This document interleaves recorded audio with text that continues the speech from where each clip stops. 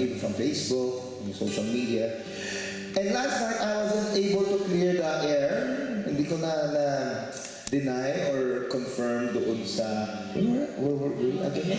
Toronto, yeah. Alam mo, ganyan yan. Pagka nagtutour kayo, talagang nakakalimutan mo na. Hindi mo na, where am I tonight?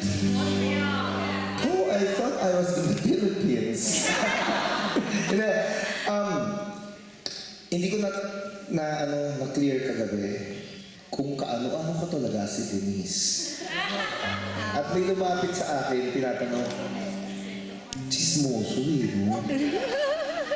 Sir, kaano-ano mo ba si Denise? Sabi ko sa kanya, tingin mo, masama ugali doon. Ako mabait ako.